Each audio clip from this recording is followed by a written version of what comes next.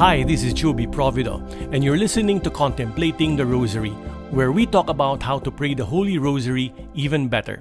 In 104 episodes, over 4 seasons, we will explore a method of how to say the Rosary the way Pope St. John Paul II, Pope Paul VI, and other Rosary advocates recommend, and that's by contemplating the mysteries while we say the Our Father, Hail Mary, and Glory Be.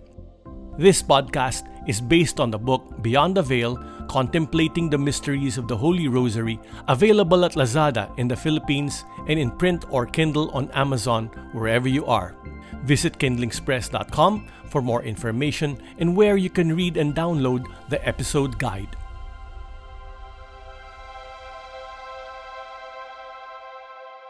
This is episode 73 of the series, the 19th episode of season 3.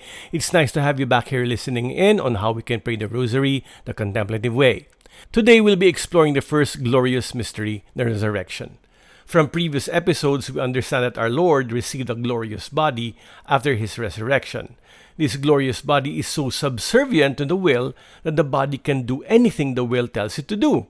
Once again, we see this happening when our Lord visited the apostles who were still hiding behind closed doors. He passed through the walls of the room to be with them. Now, let's put ourselves in the place of the apostles. Let's imagine we're with them. There must have been 2 major emotions going through their beings before Jesus appeared to them. The first is fear, and the second is guilt. Let's talk about fear first. During the Roman occupation, rebels, especially those who claimed to be the Messiah and caused an uprising against Rome, they were killed, including their family and followers. So it was natural that the apostles and disciples locked themselves, and most likely in the same upper room where they celebrated the Last Supper. But who can blame them? As we said earlier, the second emotion they must have been feeling is guilt. Imagine you were with Jesus from the beginning. You ate with Him, slept in the same group with Him. In His travels, you saw His miracles. You partook of the bread when He multiplied it. You even ate His body and drank His blood. But during the time He needed you most, you abandoned Him. Imagine also that Mary Magdalene said she saw our Lord and that He will be with you soon. What words can you think of to express how sore you are to the Lord when He appears? There are none. How will you even start? And that is when our Lord appeared to them. The first thing He says is, "Peace be with you." He knows what is in your heart, and He knows you've suffered enough guilt and remorse and don't need to undergo another moment more of anxiety. So He tells you, don't be troubled any longer. As we imagine this, let's also imagine the relief of the apostles after being told that everything is all right with their relationship with the Lord. Even if they abandon Him in His passion, they are still His apostles. Everything is okay now. It must be wonderful that there is no more guilty feeling.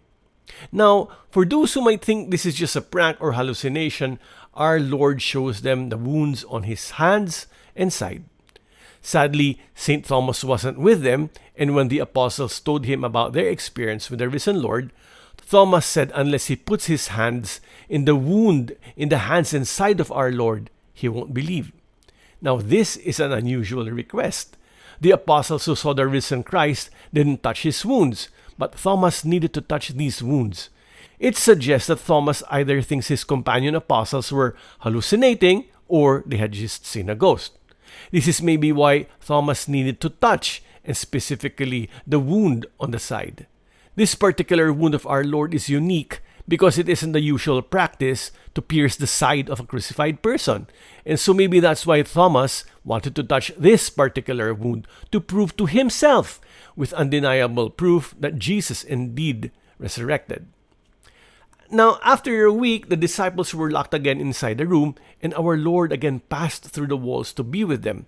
This time, Thomas was with them, and without the need to ask, our Lord tells him to touch his wounds, specifically the wound on his side.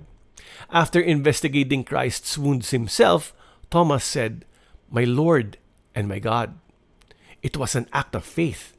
It is unlike any other expression of any of the apostles and disciples, because it was with utter clarity that Thomas declares Jesus is God. We can tease St. Thomas for being a doubter, but we should also remember that he was the one who expressed the divinity of Jesus without a smidgen of vagueness. In this post-resurrection appearance of our Lord, if the apostles had any doubt that Jesus is God, all that uncertainty would have melted away. When we contemplate on this mystery, let's remember that Jesus fought death for us so that it cannot take away everlasting life away from us. Only God can do something like that. That's our episode for today. Don't forget to like this episode, click the subscribe button and the bell icon so you'll be notified when the next episode drops.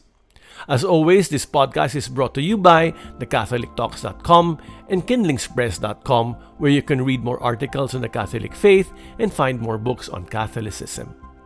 This has been Joe B. Provido. I'll say goodbye for now and join me again next time when we can learn to pray the Rosary better. Bye-bye.